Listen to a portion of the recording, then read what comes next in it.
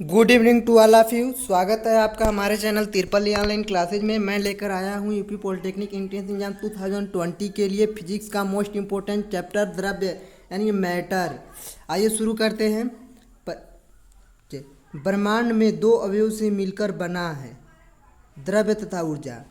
वे सभी वस्तुएं जो स्थान घेरती हैं, जिनमें भार होता है तथा जिनका ज्ञान हम अपनी ज्ञान इंद्रियों के द्वारा कर सकते हैं, द्रव्य कहलाती है।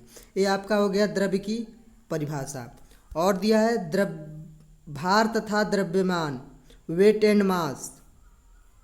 जिस बल से पृथ्वी किसी वस्तु को अपनी ओर आकर्षित करती है, उसे उस वस्तु का भार कहते हैं। इसका मान पृथ्वी के विभिन्न स्थानों पर भिन्न भिन्न होता है। किसी वस्तु में विद्यमान द्रव्यमान के संपूर्ण परिमाण को उस वस्तु का द्रव्यमान कहा जाता है। द्रव्यमान को स्थिति या मात्रा भी कहते हैं। इसका मान सभी स्थानों पर निश्चित रहता है तथा इसकी इकाई किग्रा होती है। यहाँ पर एक फार्मूला दिया है W बराबर mg, जहाँ W बराबर आपका भार हो जाएगा, m बराबर द्रव्यमान, g बराबर गुरुत्वीय त्वरण। और नेक्स्ट दिया आपका जो दिया है वो दिया है ऊर्जा, एनर्जी। किसी वस्तु के कार्य करने की क्षमता को ऊर्जा कहते हैं। ऊर्जा का मान न तो भार होता है और न ही आकार। ऊर्जा का न तो भार होता है न ही आकार। यद्यपि ऊर्जा के प्रभाव का अनुभव ज्ञानेंद्रियों के द्वारा किया जा सकता है।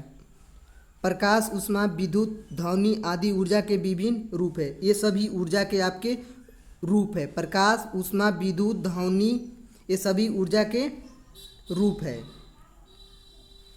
अब दिया है आपका द्रव्यमान तथा ऊर्जा में संबंध, relation between mass and energy. द्रव्यमान तथा ऊर्जा में क्या संबंध होता है? आइंस्टीन के अनुसार यदि द्रव्य नष्ट होता है तब उसी के समतुल्य इक्विवेलेंट ऊर्जा निर्मुक्त होती है। अतः द्रव्यमान तथा ऊर्जा में संबंध दर्शाने के लिए आइंस्टीन ने निम्न समीकरण दिया। आइंस्टीन साहब थे वो एक समीकरण दिए। वो समीकरण क्या था आपका? वो था आपका E बराबर mc², जहाँ आपका E बराबर क्या होता है? उत्पन्न ऊर्जा की मात्रा, m बराबर नष्ट हुआ द्रव्यमान, c आपका प्रकाश का वेग। प्रकाश का जो वेग, प्रकाश की चाल होती है वो 3 × 10⁸ मीटर प्रति सेकेंड होती है। ये भी क्वेश्चन पूछ देता है आपका प्रकाश का वेग कितना होता है? वो होता है आपका 3 × 10⁸ मीटर प्रति सेकेंड। ये था आपका समीकरण E बराबर mc²। ये किसने दिया था? ये दिया था आइंस्टीन साहब ने दिया है। नेक्स्ट दिया है द्रव्य की अवस्थाएं। द्रव्य की कितनी अवस्थाएं होती है? द्रव्य निम्नलिखित भौतिक अवस्थाओं में पाया जाता है। पहला आपका दिया है ठोस अवस्था, सॉलिड स्टेट।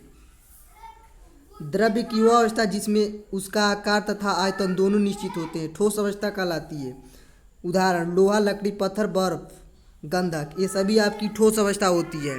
दूसरी अवस्था आपका दिया है वो दिया है द्रव अवस्था, लिक्विड स्टेट। द्रव्य की वह अवस्था जिसमें उसका आयतन तो निश्चित होता है लेकिन आकार अनिश्चित होता है, द्रव्य अवस्था कहलाता है। उदाहरण जैसे जल, दूध, तेल, पाराग्लिसरीन इत्यादि, ये आपकी द्रव्य अवस्था हो गई। द्रव्य की परिभाषा क्या होता है? द्रव्य की अवस्था जिसमें उसका आयतन तो निश्चित होता है लेकिन आकार अनिश्चित होता है, द्रव्य की अवस्था कहलाती है। नेक्स्ट दो आपका दिया, तीसरी अवस्था दिया है वो दिया आपकी गैस अवस्था। गैसीय अवस्था क्या होती है? द्रव्य की वह अवस्था जिसमें उसका आयतन तथा आकार दोनों ही निश्चित होते हैं, गैस अवस्था कहलाती है। ये जिस पात्र में रखे जाते हैं उसी का आकार व आयतन ग्रहण कर लेते हैं। उदाहरण आपका वायु, हाइड्रोजन, नाइट्रोजन, ऑक्सीजन आदि, ये सभी आपकी गैस की अवस्था हो जाएगी। चूंकि द्रव तथा गैसों में बहने का गुण होता है, अतः इन्हें तरल पदार्थ भी कहा जाता है। जब विभिन्न दशाओं में भिन्न भिन्न अवस्था में रह सकता है। सामान्य ताप पर जल द्रव अवस्था में पाया जाता है। एक भी क्वेश्चन पूछ लेते हैं, सामान्य ताप पर जल होता है, ये आपका होता है जल द्रव अवस्था में पाया जाता है। 0 डिग्री सेल्सियस से कम ताप पर यह बर्फ ठोस के रूप में पाया जाता है तथा 100 डिग्री सेल्सियस ताप पर यह वाष्प गैस के रूप में पाया जाता है। नेक्स्ट आपका जो दिया अवस्था वो होता है प्लाज्मा, द्रव्य की चौथी अवस्था है। प्लाज्मा द्रव्य की चौथी अवस्था है।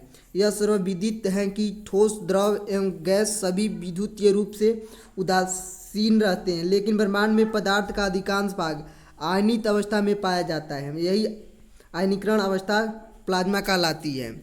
प्लाज्मा का उपयोग इलेक्ट्रॉनिक के संयंत्रों में होने के कारण निरंतर बढ़ता जा रहा है। इसका उपयोग ऊष्मानाभ की शक्ति और विद्युतीय शक्ति के लिए होता है। प्लाज्मा के कारण ही सूर्य और तारों में चमक होती है। यहाँ पर नोट दिया है कि आपका भौतिकी की वह शाखा जो विद्युत उत्पादन के लिए प्लाज्मा का अध्ययन करती है मैग्नेटो हाइड्रोगतिकी कहलाती है। पायरोसेंट ट्यूब और नियान बल्ब में प्लाज्मा होता है। और लास्ट आपका दिया है द्रव्य की पांचवी अवस्था बोस आइंस्टीन कंडेंसेट द्रव्य की पांचवी ज्ञात अवस्था है। यह भी ताप तथा दाब की विशिष्ट परिस्थितियों के अंतर्गत देखी जा सकती है। द्रव्य की प्रथम तीन अवस्थाएं हैं सामान्य देखी जा सकती है। द्रव्यों में अवस्था परिवर्तन changing in the state of matter. द्रव्य की वह अवस्था परिवर्तन का मुख्य कारण उसमें उपस्थित अणुओं की गतिज एवं स्थितिज ऊर्जा में परिवर्तन है। तापमान बढ़ने पर अणुओं की गतिज ऊर्जा अधिक होने के कारण द्रव्य अपनी ठोस अवस्था से द्रव अवस्था में परिवर्तित हो जाता है। तापमान में और अधिक वृद्धि होने पर गतिज ऊर्जा अत्यधिक होने के कारण अणु मुक्त रूप से गति करने लगते हैं अर्थात द्रव्य गैस अवस्था में परिवर्तित हो जाता है। तापमान कम करने पर उपरोक्त के विपरीत क्रिया होती है तथा द्रव्य ठोस अवस्था में परिवर्तित हो जाता है। द्रव्य अपनी एक अवस्था से दूसरी अवस्था में निम्न प्रक्रमों द्वारा परिवर्तित होता है। पहला दिया आपका गलन यानी कि मेल्टिंग वह निश्चित ताप जिस पर कोई द्रव्य अपनी ठोस अवस्था से पूर्ण रूप से द्रव्य अवस्था में परिवर्तित हो जाता है उस द्रव्य का गलनांक कहलाता है तथा यह प्रक्रम गलन कहलाता है। अशुद्धि की उपस्थिति में गलनांक कम हो जाता है। अब दिया आपका हिमांक फ्रीजिंग पॉइंट वह निश्चित ताप जिस पर कोई द्रव्य अपनी द्रव अवस्था में ठोस अवस्था में परिवर्तित हो जाता है अर्थात जम जाता है उस द्रव्य का हिमांक कहलाता है। जल का जो हिमांक होता है वो होता है आपका 0 डिग्री सेल्सियस। अशुद्धि की उपस्थिति में हिमांक घट जाता है। नेक्स्ट जो आपका पॉइंट दिया है वो दिया है आपका क्वथन बॉइलिंग वह निश्चित ताप जिस पर कोई द्रव उबलना शुरू होता है अथवा गर्म करने पर जिस ताप पर द्रव का वाष्प दाब वायुमंडलीय दाब के बराबर हो जाता है उस द्रव का क्वथनांक कहलाता है तथा यह प्रक्रम क्वथन बॉइलिंग कहलाता है। अशुद्धि की उपस्थिति में क्वथनांक बढ़ जाता है। अशुद्धि की उपस्थिति में आपका क्वथनांक क्या होता है बढ़ जाता है। उदाहरण इसमें जो दिया है वो दिया है आपका कभी कभी यहाँ से उदाहरण भी पूछ लिए जाते हैं आप इस पे ध्यान दीजिएगा। पहाड़ों पर वायुमंडलीय दाब का मान कम होता है अतः द्रव का वाष्प दाब कम तापमान पर ही वायुमंडलीय दाब के समान हो जाता है तथा द्रव कम ताप पर ही उबलने लगता है अतः पहाड़ों पर जल अपने सामान्य क्वथनांक से पहले ही उबलने लगता है।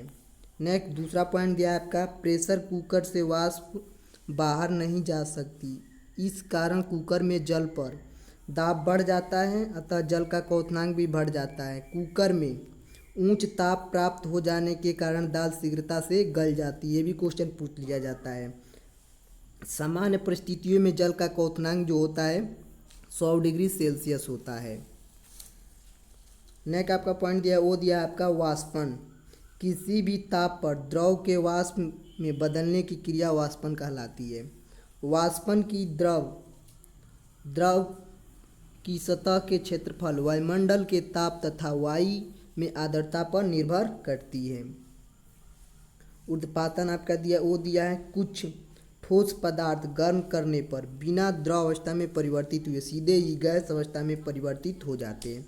ऐसे पदार्थ ऊर्ध्वपातन तथा यह प्रक्रम ऊर्ध्वपातन कहलाता है। उदाहरण इसमें दिया है नौसादर कपूर आयोडीन। ये उदाहरण आप लोग याद रखिएगा।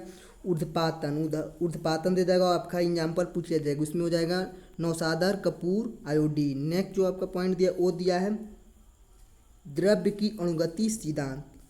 इस सिद्धांत के अनुसार पहला पॉइंट जो दिया है आपका वो दिया है द्रव्य अत्यंत छोटे छोटे कणों से मिलकर बना है जो स्वतंत्र अवस्था में रह सकते हैं। इन कणों को अणु कहते हैं। दूसरा पॉइंट आपका जो दिया है वो दिया है एक ही द्रव्य के समस्त अणु सभी प्रकार के गुणधर्मों में समान होते हैं जबकि विभिन्न द्रव्यों के अणु गुणधर्मों में भिन्न भिन्न होते हैं। द्रव्य के अणुओं के मध्य कुछ रिक्त स्थान होता है जिसे अंतराण्विक स्थान कहते हैं।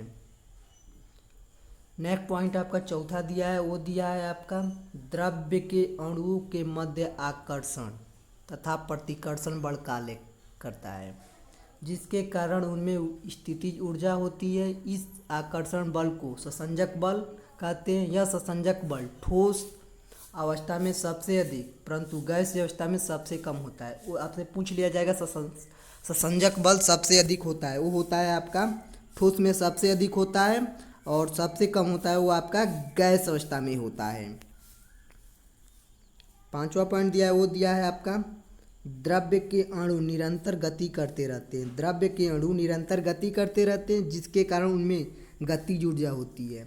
नेक्स्ट पॉइंट आपका छठवां दिया है, वो दिया है द्रव्य का तापमान बढ़ाने से उसके अणुओं की गतिज ऊर्जा बढ़ती है। आपका नेक्स्ट पॉइंट वो दिया है आपका परमाणु एटम्स। यह द्रव्य का वह सूक्ष्मतम कण है जो किसी रासायनिक अभिक्रिया में भाग लेता है। यह स्वतंत्र भी रह सकता है और नहीं भी। बहुत से समान अथवा असमान परमाणु संयुक्त होकर अणु का निर्माण करते हैं। नोट दिया आपका अणु का निर्माण दो या दो से अधिक परमाणुओं के निश्चित अनुपात में जुड़ने से होता है, जिसका अणु भार उसमें उपस्थित सभी परमाणुओं के परमाणु भारों को जोड़कर प्राप्त किया जा सकता है। द्रव्य का वर्गीकरण, इसमें द्रव्य का वर्गीकरण क्लासिफिकेशन ऑफ मैटर, रासायनिक संगठन के आधार पर द्रव्य को निम्न प्रकार वर्गीकृत किया गया है। आइए देखते हैं कैसे वर्गीकृत किया गया है। द्रव्य यहाँ पे दिया है आपका इधर दिया है आपका इस साइड आपका दिया है शुद्ध पदार्थ, इधर दिया है आपका शुद्ध पदार्थ। अब शुद्ध पदार्थ में आपका हो जाएगा तत्व, उसके बाद यौगिक, फिर तत्व आपका तीन भागों में टूट जाएगा, धातु, अधातु और उपधातु। यहाँ आपका द्रव्य टूटा है अशुद्ध पदार्थ अथवा मिश्रण, ये आपका टूट जाएगा दो भागों में, समागी मिश्रण और विषमागी मिश्रण। इसमें शुद्ध पदार्थ आपका प्योर सब्सटेंस दिया है, वे द्रव्य जिनका रासायनिक संगठन निश्चित होता है। शुद्ध पदार्थ अथवा अशुद्ध द्रव्य कहलाते हैं। ये दो प्रकार के होते हैं, तत्व एवं यौगिक। तत्व, पहला आपका तत्व दिया है, वो दिया है क्या, वे द्रव्य जो केवल एक ही प्रकार के परमाणुओं से मिलकर बने होते हैं अथवा जो किसी भी विधि से दो या दो से अधिक विभिन्न गुणों वाले पदार्थों में विभाजित नहीं किए जा सकते और न ही उनसे बनाए जा सकते हैं, ये आपके तत्व कहलाते हैं। अब तक लगभग 108 तत्वों की खोज हो चुकी है। उसमें आपका उदाहरण दिया है आपका लोहा। लोहा का संकेत क्या होता है, लोहा का होता है Fe और मरकरी दिया है आपका, मरकरी का होता है Hg। कापर का होता है Cu, ऑक्सीजन का O इत्यादि। तत्वों को उनके गुणधर्मों में समानता के आधार पर 3 वर्गों में विभाजित किया गया है। पहला आपका दिया है धातु, मेटल्स। ऐसे तत्व में धात्विक चमक, उच्च ऊष्मा चालकता, उच्च विद्युत चालकता, आघातवर्धनीय तथा तनन सामर्थ्य आदि गुण पाए जाते हैं, धातु कहलाते हैं। ये गुण आपके पाए जाएंगे, उच्च ऊष्मा चालकता, उच्च विद्युत चालकता, आघातवर्धनीय तथा तनन सामर्थ्य आदि गुण पाए जाते हैं, ये धातु कहलाते हैं। जैसे तांबा का हो जाएगा Cu, लोहा Fe, चांदी Ag, पारा Hg, जस्ता Zn इत्यादि धातु हैं। नेक्स्ट आपका पॉइंट दिया है, वो दूसरा दिया है, वो दिया है अधातु, नॉन मेटल्स। तत्व जिनमें धातुओं के विपरीत गुणधर्म पाए जाते हैं, अधातु कहलाते हैं। उदाहरण सल्फर यस, फास्फोरस का संकेत हो जाएगा P, carbon C, iodine I2, hydrogen H2, oxygen O2, fluorine Cl2, bromine Br2 इत्यादि तत्व आपके अधातु हो जाएंगे। नेक्स्ट आपका पॉइंट दिया है, तीसरा पॉइंट वो दिया है आपका उपधातु। वे तत्व जिनके गुणधर्म धातु तथा अधातुओं के बीच में होते हैं, धातु तथा धातुओं के बीच में होते हैं, वो आपके उपधातु कहलाते हैं। जैसे आपका germanium Ge, arsenic As, antimony Sb इत्यादि क्या हो जाएंगे, आपके उपधातु हो जाएंगे। तत्वों का मुख्य स्रोत भूपर्वपट्टी है। तत्वों का मुख्य स्रोत भूपर्वपट्टी है। भूपर्वपट्टी में सर्वाधिक पाए जाने वाला तत्व आपका ऑक्सीजन हो जाएगा, ऑक्सीजन जो कि एक धातु है। एल्युमिनियम भूपृष्ठ में सबसे अधिक मात्रा में पाए जाने वाला ये आपका धातु हो जाएगा। पृथ्वी पर पाए जाने वाले तत्वों और उनकी प्रतिशतता, पृथ्वी पर पाए जाने वाले तत्वों और उनकी प्रतिशतता। तत्व एक इधर दिया है आपका लाइन में, इधर आपका तत्व दिया, इधर आपका दिया है भूपटल में प्रतिशत। ऑक्सीजन आपका पाया जाता है कितना 49.9, एल्युमिनियम पाया जाता है आपका 7.3, कैल्शियम कितना पाया जाता है, कैल्शियम पाया जाता है 3.2 और पोटेशियम पाया जाता है आपका 2.3, सिलिकॉन आपका पाया जाता है 260, लोहा 4.1, सोडियम 2.3, मैग्नीशियम कितना पाया जाता है 2.1 और अन्य तत्व पाए जाते हैं वो पाए जाते हैं आपका 2.8। अब आपका दिया है सामान्य मानव शरीर में तत्वों की प्रतिशतता। मानव शरीर में कितने प्रतिशत कौन कौन से तत्व पाए जाते हैं आइए देखते हैं। आपका तत्व इधर दिया है, इधर दिया है प्रतिशत। ऑक्सीजन कितना पाया जाता है 65, कार्बन कितना पाया जाता है 18, hydrogen 10, nitrogen 3, calcium 2, phosphorus 1, potassium 0.35, sulphur 0.25, sodium 0.1, chlorine 0.15, sodium भी पाया जाता है 0.15 और क्लोरीन भी पाया जाता है 0.15 और मैग्नीशियम पाया जाता है 0.05, लोहा पाया जाता है 0.004 और अन्य तत्व पाए जाते हैं 0.046। अब आपका यहाँ पे दिया है यौगिक कंपाउंड्स, वे पदार्थ जो 2 या 2 से अधिक तत्वों के निश्चित अनुपात में रासायनिक संयोग से बनते हैं यौगिक कहलाते हैं। यौगिक का परिभाषा दिया है वो दिया है आपका, वे पदार्थ जो 2 या 2 से अधिक तत्वों के निश्चित अनुपात में रासायनिक संयोग से बनते हैं यौगिक कहलाते हैं। उदाहरण आपका दिया है जल H2O, जल 2 तत्वों इसमें हाइड्रोजन H तथा ऑक्सीजन O से मिलकर बना है। जल का सूत्र होता है H2O, ये मिलकर बना है 2 तत्वों से, हाइड्रोजन से और ऑक्सीजन से। नमक NaCl 2 तत्वों से बना है, ये भी बना है सोडियम Na और क्लोरीन Cl से मिलकर बना है। यौगिकों के गुणधर्म उनके अवयवों के गुणधर्मों से भिन्न होते हैं। अब यहाँ पे दिया आपका वायु से क्रिया के आधार पर यौगिक निम्न प्रकार के हो सकते हैं। यहाँ पे दिया आपका पहला पॉइंट उत्फुल्ल पदार्थ, वे क्रिस्टलीय यौगिक जो वायु में रखने पर अपना कुछ अथवा संपूर्ण क्रिस्टलीय जल वायु को दे देते हैं उत्फुल्ल पदार्थ कहलाते हैं। जैसे उत्फुल्ल पदार्थ इसमें आपका उदाहरण हो जाएगा फेरस सल्फेट। फेरस सल्फेट का जो फार्मूला दिया है वो आपका दिया है FeSO4 × 7H2O, इसको हरा कशिश भी कहते हैं। क्वेश्चन में ये भी पूछ लिया जाता है आपका फेरस सल्फेट यानी कि कशिश का फार्मूला क्या होता है, वो होता है आपका सूत्र, रासायनिक सूत्र होता है FeSO4 × 7H2O। और दूसरा दिया है आपका फिटकिरी का पोटास एलम, इसका जो रासायनिक सूत्र होता है वो होता है आपका K2SO4 Al2SO4 का होल थ्राइस × 24H2O। और एक भी ये भी क्वेश्चन पूछ लिया जाता है लाल फास्फोरस का रासायनिक सूत्र क्या होता है, तो वो होता है आपका केवल इतना हो जाएगा K2SO4 Al2SO4 का होल थ्राइस, बस इतना ही आपका लाल फास्फोरस का रासायनिक सूत्र हो जाएगा। नेक्स्ट आपका यहाँ पे दिया है धावन सोडा, इसका हो जाएगा Na2CO3 × 10H2O, आदि उत्फुल्ल पदार्थ है।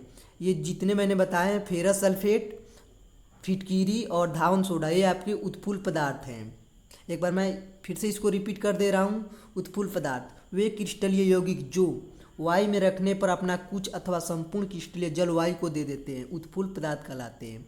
उदाहरण आपको मैंने बता ही दिया है फेरस सल्फेट FeSO4 × 7H2O, इसको हरा कशिश भी कहते हैं। और फिटकिरी पोटास एलम K2SO4 Al2SO4 का होल थ्राइस × 24H2O।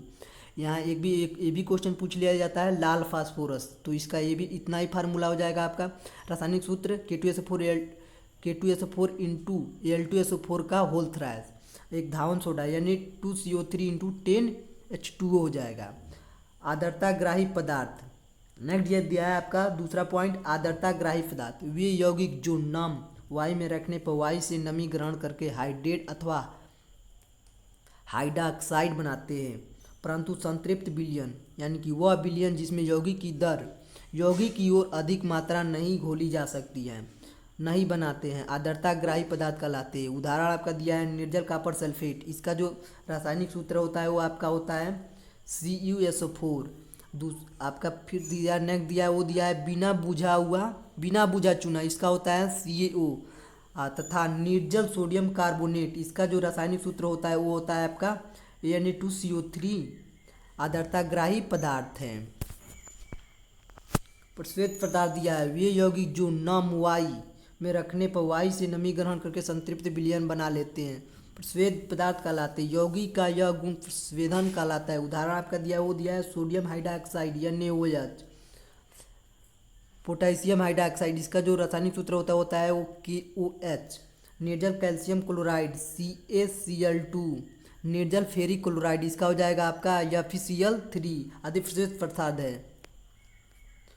यहाँ पे दिया है आपका अशुद्ध पदार्थ अथवा मिश्रण इम्प्योर सब्सटेंस ऑफ मिक्सर, वे द्रव्य जो दो या दो से अधिक द्रव्यों को किसी भी अनुपात में मिला देने पर बनते हैं, मिश्रण कहलाते हैं। दिया है वे द्रव्य जो दो या दो से अधिक द्रव्यों को भी किसी अनुपात में मिला देने से बनते हैं, मिश्रण कहलाते हैं। इसमें उदाहरण आपका दिया है चीनी और नमक का मिश्रण।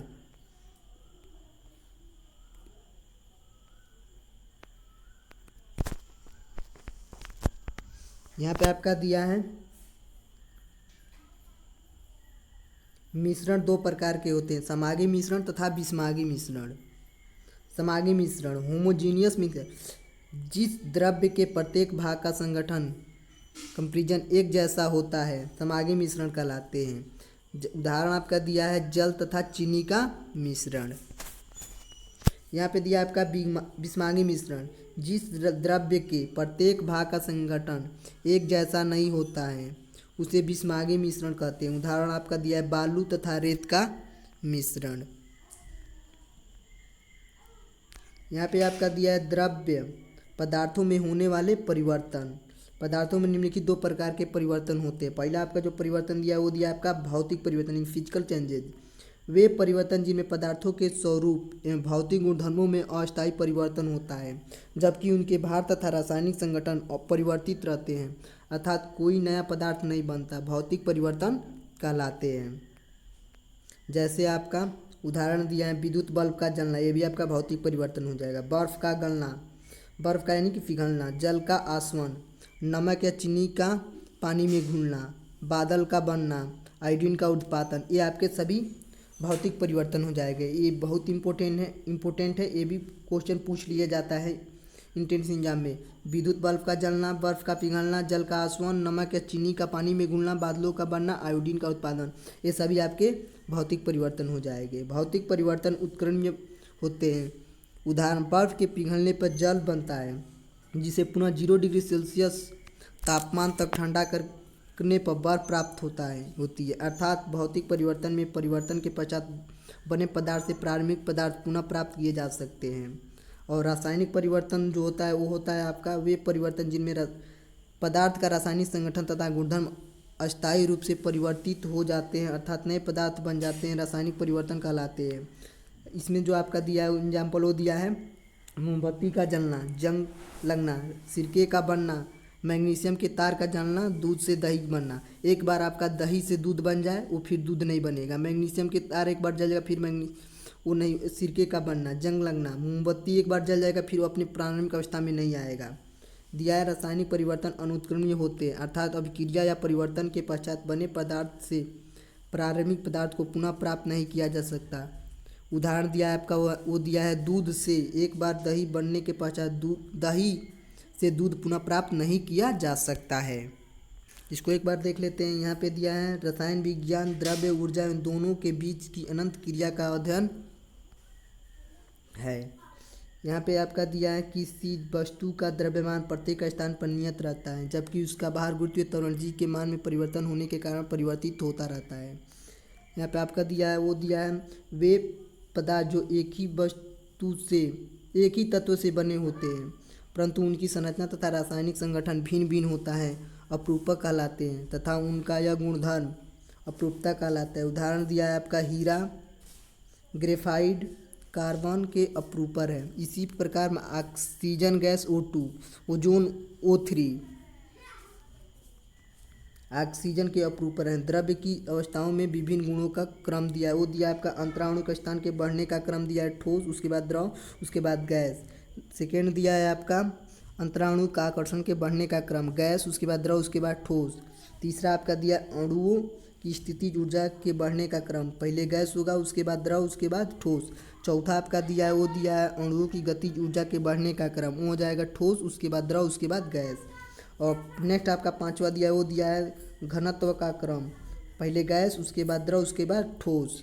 नीचे आपका दिया है सामान्य ठोसों का घनत्व द्रव की अपेक्षा अधिक होता है, परंतु जल का घनत्व हाइड्रोजन बंधता जिसका अध्ययन आप उच्च कक्षाओं में करेंगे के कारण बर्फ के घनत्व की अपेक्षा अधिक होता है। यहाँ पे दिया आपका घनत्व आयतन के व्युत्क्रमानुपाती होता है, अर्थात घनत्व बढ़ने पर आयतन कम हो जाता है।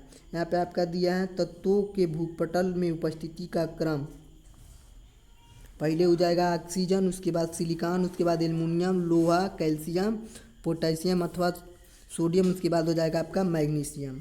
तत्वों का मानव शरीर में उपस्थिति का क्रम, पहले दिया है आपका कार्बन उसके पहले सबसे पहले दिया आपका ऑक्सीजन, उसके बाद दिया है कार्बन, उसके बाद दिया हाइड्रोजन, उसके बाद दिया आपका नाइट्रोजन। ये रहा आपका मोस्ट इम्पोर्टेंट द्रव्य। तो गाइस मैं उम्मीद करता हूँ आपको ये चैप्टर बहुत अच्छा लगा होगा। अगर कहीं से आपको क्वेश्चन इसमें फंस जाएंगे तो आप कमेंट कर सकते हैं। देखने के लिए धन्यवाद।